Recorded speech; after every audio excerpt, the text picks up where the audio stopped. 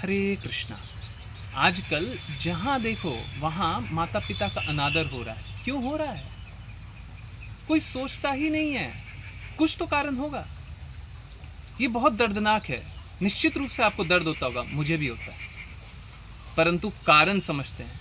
चलिए, आजकल आप देखेंगे बच्चा बिना मोबाइल के ना कुछ खाता है ना कुछ करता है।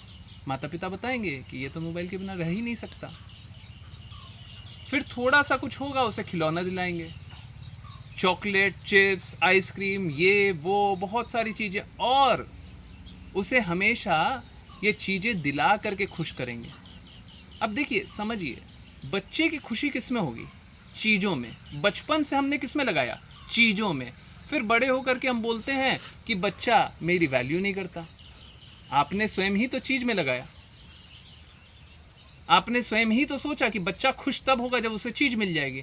बड़ा होकर के भी वो यही सोचता है। अब जब बड़ा हो गया, माता पिता कोई काम के नहीं रहे, माता पिता उसका कोई लाभ नहीं देते हैं, तो वो क्या सोचता है?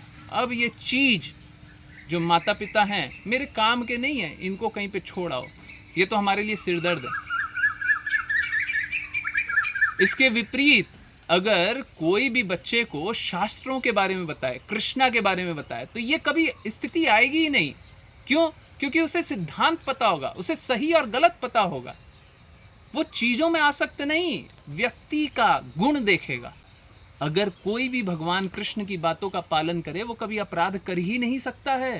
सारा अपराध किस लिए है? क्योंकि लोग भगवान कृष्ण की बातों का पालन ही नहीं करते, और माता पिता स्वयं ही बच्चों को भगवान से दूर कर देते हैं आजकल। अब इसके बाद अगर माता पिता के साथ बुरा हो रहा है तो जिम्मेदार कौन है? आज मैं आप लोगों को एक बहुत सरल सा रास्ता बताता हूँ।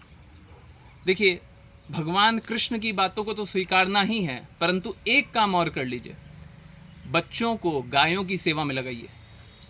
जब वो बूढ़ी गाय की भी सेवा करेंगे, सेवा, दोहन नहीं, सेवा, जब वो बूढ़ी गायों की भी सेवा करते हुए देखेंगे या सेवा करेंगे, तो वो कभी भी अपने बूढ़े माता पिता को घर से नहीं निकालेंगे। जो बूढ़ी गाय की सेवा करेगा, जो नंदी की सेवा करेगा, जो बछड़ों की सेवा करेगा, वो माँ बाप की भी सेवा करेगा। क्योंकि कोई भी गायों को माँ जानता है, माता बोलता है। इसी प्रकार से अगर आप अपना सम्मान चाहते हैं तो गायों का सम्मान करवाना शुरू कर दीजिए। आपको स्वयं को, पूरे परिवार को गायों की सेवा करनी चाहिए। इसीलिए जुड़े रहिए, जानते रहिए। हरे कृष्णा।